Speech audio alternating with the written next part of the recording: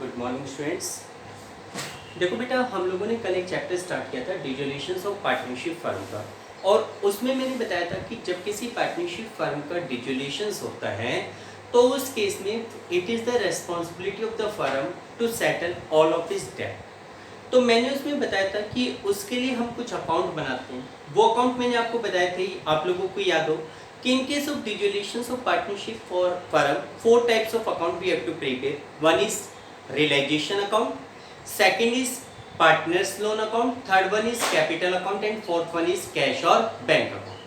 अब वो अकाउंट कैसे बनाए जाते हैं उससे रिलेटेड हम लोग एक क्वेश्चंस करके देखते हैं। तो देखो, सबसे पहले आपकी बुक में इलस्ट्रेशन 5, आप इस इलस्ट्रेशन से स्टार्ट कीजिए प्रैक्टिकल लेजर अकाउंट के लिए।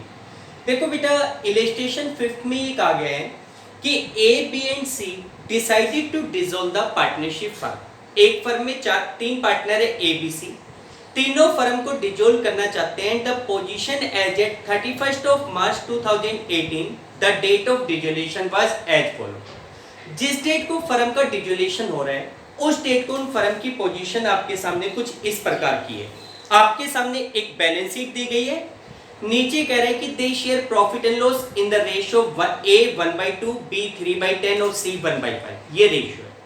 फिर उसके बाद नीचे डिसोल्यूशन की कुछ कंडीशंस है कि इस तरीके से एसेट्स को बेचा गया, लायबिलिटीज को भुगतान किया गया, और आपसे लास्ट में कह रहे हैं कि prepare the necessary accounts in the books of firm.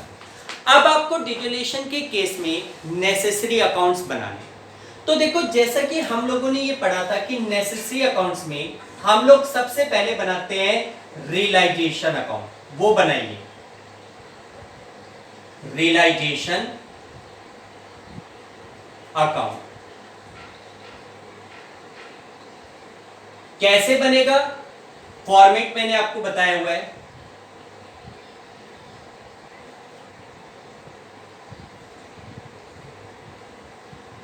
Particulars,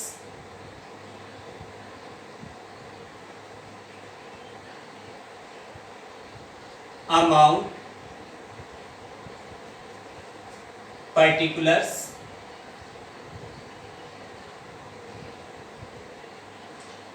and amount. Particular amount, particular amount format आपने बना लिया। अब याद करो, देखो 2-3 क्वेश्चंस करोगे, बहुत अच्छे तरीके से प्रैक्टिस हो जाएगी। याद करो, रियलाइजेशन अकाउंट बनाने का प्रोसेस मैंने क्या बताया था भाई? मैंने बताया था कि सबसे पहले आपकी बैलेंस शीट में एसेट साइड में जितनी भी एसेट्स दे रखी है, केवल 4 प्रकार की एसेट्स को छोड़कर, cash, bank, debit balance of P&L and any type of fictitious assets, उन सबको रियलाइजेशन के डेबिट में ट्रांसफर करो। तो देखो कौन कौन सी एसेट्स है। फर्नीचर 5000, तो यहां पे लिखोगे बाय नेम, मैंने बताया था टू फर्नीचर। फर्नीचर आपके पास कितने का हो गया? 5000 रुपीज का हो गया। फर्नीचर के बाद दूसरी एसेट्स आपको दी गई है स्टॉक, तो यहां पे लिखेंगे टू स्टॉक। स्टॉक बेटा कितने का है? 1,75,000 का, 1,75,000।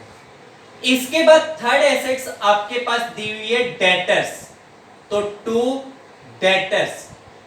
डेटर्स आपके पास कितने का है? 2,40,000, 2,40,000 ट्रांसफर कर दिया। डेटर के बाद है बिल्स रिसीवेबल, यानी कि 2BR। BR कितने का है?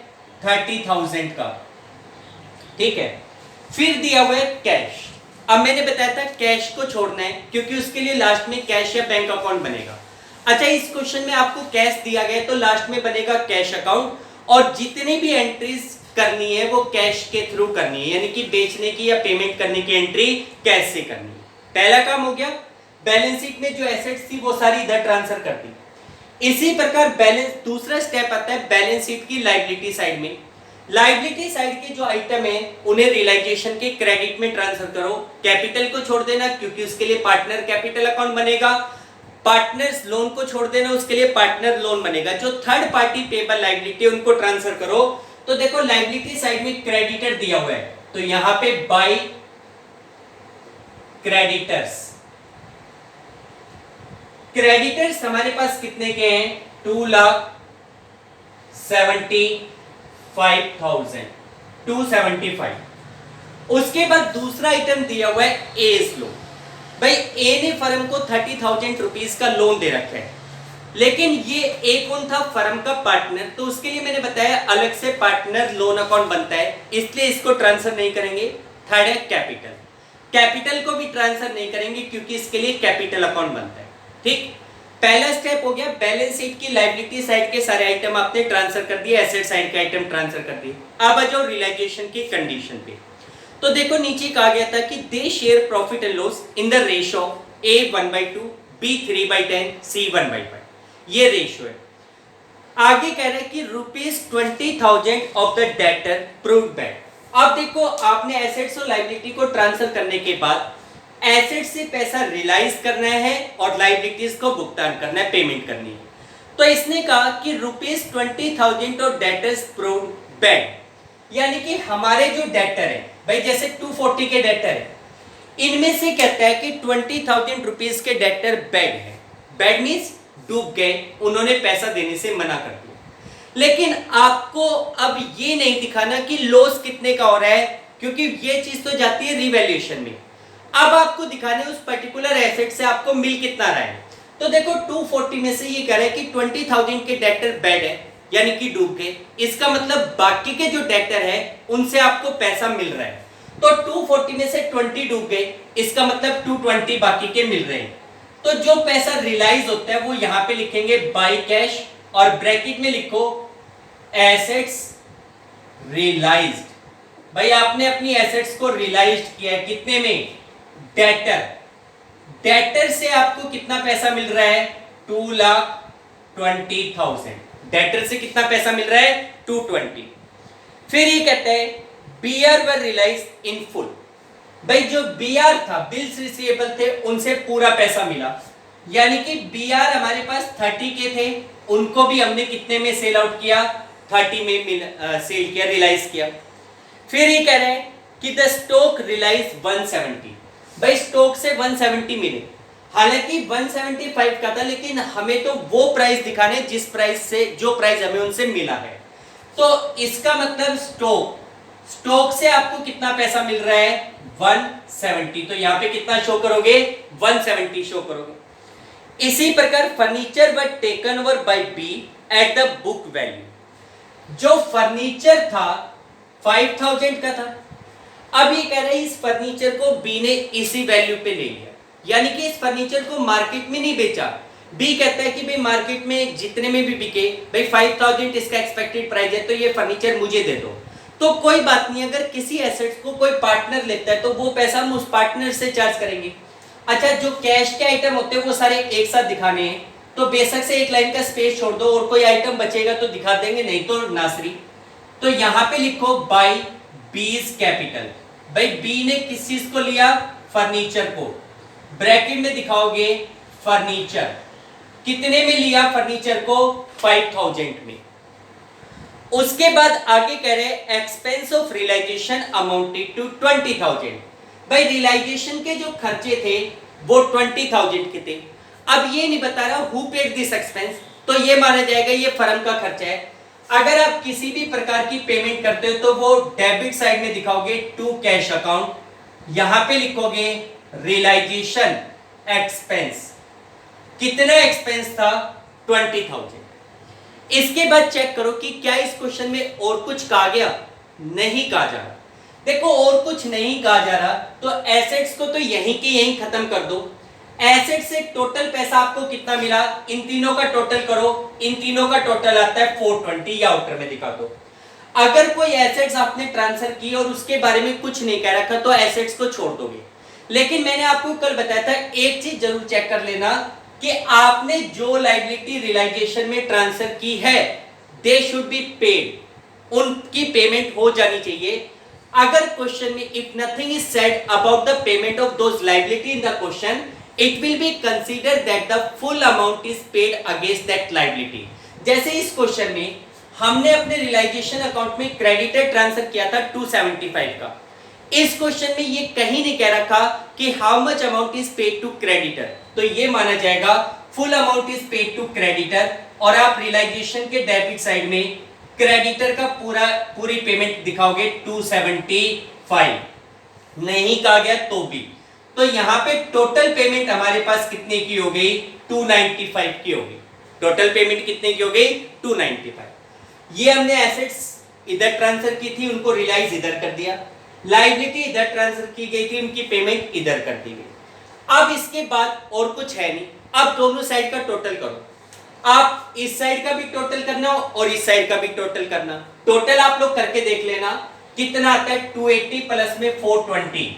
तो इस साइड का जो टोटल आ रहा है वो तो आ रहा है 7 लाख क्रेडिट साइड का, और डेबिट साइड का अगर हम टोटल करते तो कितना आता है, 180 प्लस में 240, 420 प्लस में 30, 450 प्लस में 295। तो यहां पे टोटल आ रहा है 6,45,000। कितना आ रहा है? 6,45,000। डेबिट साइड का टोटल है 645, क्रेडिट साइड का टोटल हमारे पास आ रहा है 7 लाख। इसका मतलब कितने का डिफरेंस बच रहा है? 55 का डिफरेंस बच रहा है। आप लोग चेक कर लेना। बेटा आई थिंक शायद मिस्टेक है, 180 प्लस में 240 कितना हुआ यहाँ पे? 180 प्लस में 240, सॉरी हमने गलत कैलकुलेशंस कर ली, एक बार दोबारा चेक कर लेना। बेटा डेबिट साइड का टोटल आपके पास आ रहा है 745, सॉरी इधर का टोटल आ रहा है 745 और इस साइड का टोटल आ रहा था 7 लाख। ठीक है, चेक कर लेना एक बार टोटल। तो डेबिट साइड एक्सेस है, कितना एक्सेस है? 45,000 रुपीज एक्सेस है। डेबिट साइड का जो टोटल है वो 45,000 रुपीज ज्यादा है। और आपको पता है अगर डेबिट साइड ज्यादा होती है तो वो हमारी फर्म के लिए क्या कंसीडर किया जाता है? लॉस, और उस लॉस को सभी पार्टनर में डिस्ट्रीब्यूट करेंगे। यहां पे लिखेंगे बाय लॉस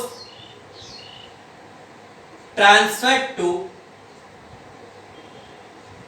कैपिटल अकाउंट। किस किस के बीच में? ए बी सी जो फर्म के पार्टनर है। रेशियो कितना था? ए का 1/2, तो 45 का 1/2 22,500। बी का शेयर दिया हुआ था 3/10, तो 45 का 3/10 13,500, और सी का शेयर दिया गया था 1/5, तो 1/5 के हिसाब से 9,000। लॉस कितने का हो गया? 45। अब टोटल कर दो 745, इस साइड का टोटल भी 745। This is your realization account. ये आपका रियलाइजेशन अकाउंट हो गया। ठीक, रियलाइजेशन अकाउंट के बाद दूसरा अकाउंट आप बनाते हैं पार्टनर्स लोन अकाउंट। लेकिन वो मैंने बताया था तभी बनाना है जब इस क्वेश्चन में किसी भी पार्टनर का लोन दे रखा है। तो आप चेक करोगे इस क्वेश्चन में ए नाम का पार्टनर था जिसने फर्म को 30,000 का लोन दिया हुआ है। तो यहां पे आप ट्रांसफर करोगे, केवल ए का लोन अकाउंट बनेगा। अगर एक से ज्यादा पार्टनर होते तो ऊपर लिखते पार्टनर्स लोन और उसमें कैपिटल की तरह कॉलम बना लेते, लेकिन यहां पे केवल ए ने लोन दिया हुआ है तो ए का लोन अकाउंट बनाओगे एज लोन अकाउंट। ए का लोन अकाउंट सिंपल बनेगा, कोई इसमें खास कैलकुलेशंस नहीं है। Particular amount, particulars amount. ठीक, सबसे पहले लोन अकाउंट। लोन का कौन सा बैलेंस होता है? क्रेडिट बैलेंस होता है। तो ए ने फर्म को कितने का लोन दिया हुआ है बेटा? 30,000 का। तो क्रेडिट साइड में लिखो बाय बैलेंस ब्रॉट डाउन 30,000 का लोन। अब आप चेक करो कि इस क्वेश्चन में ए के लोन की पेमेंट के रिगार्डिंग क्या कहा गया है। इस क्वेश्चन में कुछ नहीं कहा गया। How the A's loan is settled, ऐसा कुछ नहीं कहा गया। तो देखो कुछ नहीं कहा गया, लेकिन मैंने आपको तब भी बताया अगर किसी लायबिलिटी के बारे में कुछ नहीं कहा गया तो ये मानेंगे कि डिजुलेशन के केस में इट वाज पेड फुल। तो आप यहाँ पे ये मानोगे आपने ए के लोन की फुल पेमेंट कर दी और यहाँ पे लिख दोगे टू कैश। कितने की पेमेंट दिखाओगे? 30,000। टोटल कर दो, इस साइड भी 30,000, इस साइड भी 30,000। बहुत सिंपल है, इस तरीके से पार्टनर का लोन अकाउंट बन जाएगा। ठीक, इसके बाद थर्ड अकाउंट जो आपको बनाना है that is partners capital account.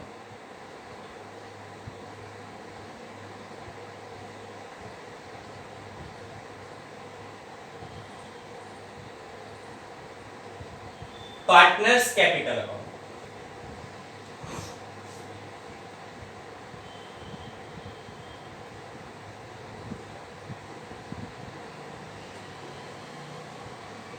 Particulars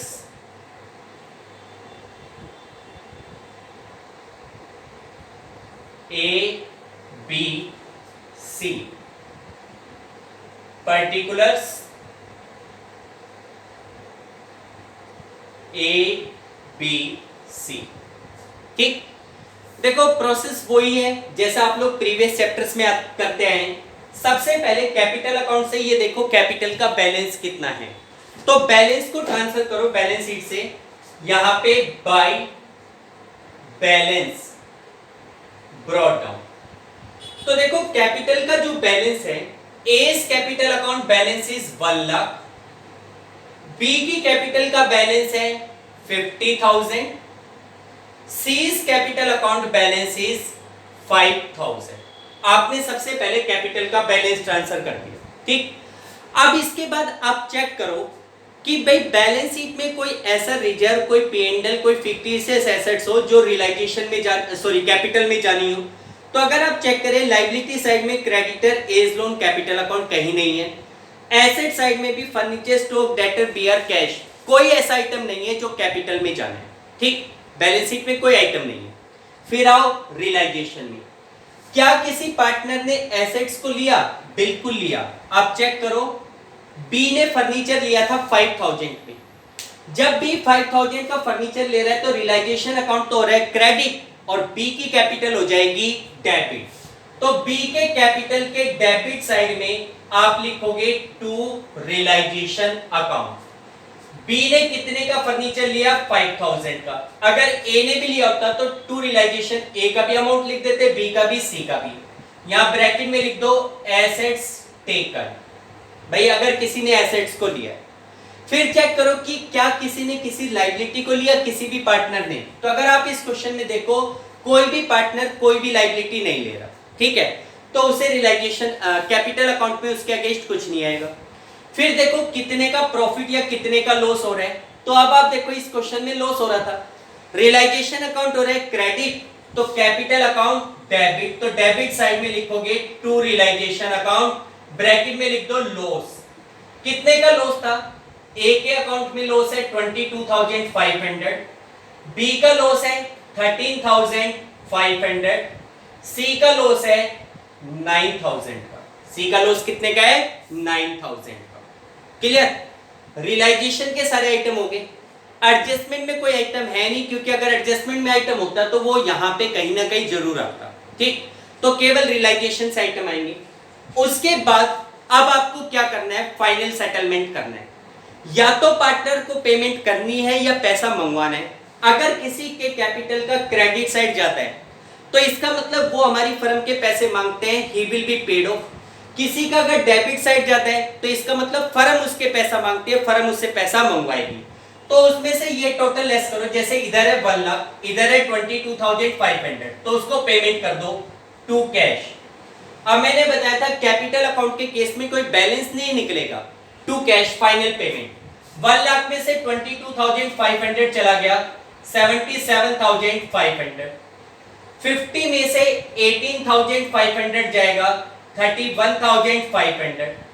और अगर सी का देखे तो क्रेडिट का टोटल है 5,000, डेबिट का टोटल है 9, इसका मतलब डेबिट साइड जाता है। तो हमें उस बंदे से पैसा लेना है, तो यहां पे लिखेंगे बाय कैश।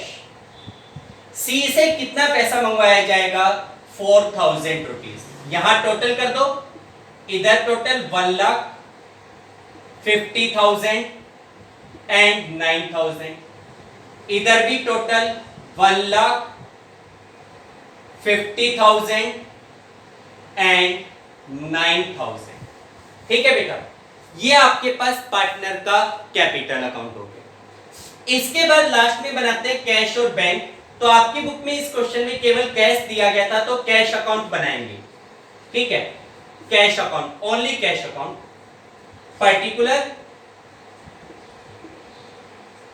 particulars amount,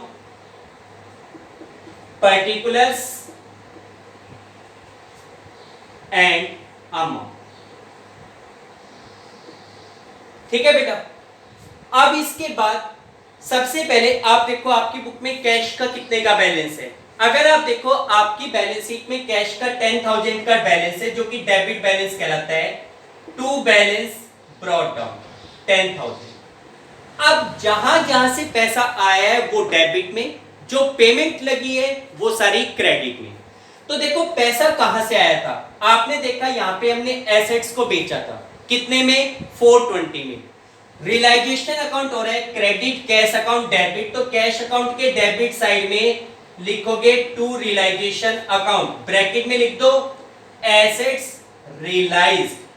भाई एसेट्स को हमने कितने अमाउंट में बेचा है, 4,20,000। एसेट्स कितने की बिकी है, 420 की। ठीक। फिर पेमेंट साइड में देखो तो पेमेंट साइड में आपने 295 की पेमेंट की थी। रियलाइजेशन अकाउंट हो रहा है डेबिट, कैश अकाउंट क्रेडिट। तो क्रेडिट साइड में बाय रियलाइजेशन अकाउंट, ब्रैकेट में लिख दो पेमेंट। एक तो आपने 295 की ये पेमेंट की, उसके बाद और कोई पेमेंट इधर नहीं है। फिर आप देखो ए लोन, ए के लोन की पेमेंट की है। एंट्री इसके लिए क्या है, ए का लोन अकाउंट तो है डेबिट, कैश अकाउंट क्रेडिट। तो क्रेडिट साइड में बाय एज लोन, ए के लोन अकाउंट की कितने की हमने पेमेंट की है, 30,000 की। इसी प्रकार कैपिटल में आपने ए को पेमेंट की है तो by A's capital. Capital account हो रहा है debit, cash account credit, by A's capital 77,500। B को हमने पेमेंट की है तो बाय बीज कैपिटल। बी को हमने कितने की पेमेंट की है, 31,500 की पेमेंट की है। कितने की पेमेंट की है, 31,500 की। सी के केस में सी से 4,000 मंगवाए गए थे तो सी का कैपिटल हो रहा है क्रेडिट, तो cash account debit, debit side में लिखोगे टू सीज कैपिटल। सी की कैपिटल में हमने कितने की पेमेंट रिसीव की है, 4,000। ठीक। सारी रिसिप्ट्स और पेमेंट दिखा दी। अब दोनों साइड का टोटल करो। इस साइड का टोटल आता है 434, चेक करो। और इस साइड का टोटल 295 प्लस में 30, 325, 325 प्लस में 77, 4,02,500 प्लस में 31,500, 434। इस साइड का टोटल भी कितना आ रहा है, 4,34,000 और इस साइड का टोटल भी है 4,34,000। बोथ साइड्स आर इक्वल, दोनों साइडें आपकी इक्वल है। इसका मतलब आप कुछ हद तक ये मान सकते हैं कि देयर इज नो मिस्टेक, किसी प्रकार की कोई मिस्टेक नहीं है। आपका क्वेश्चन लगभग करेक्ट है। हालांकि मैं ये नहीं कह सकता कि 100% करेक्ट होता है, लेकिन आप 99% मान सकते हैं कि अगर दोनों साइड टोटल इक्वल है तो करेक्ट है आपका। क्लियर। अगर डिफरेंस है तो surely there is some mistake. Clear है बेटा।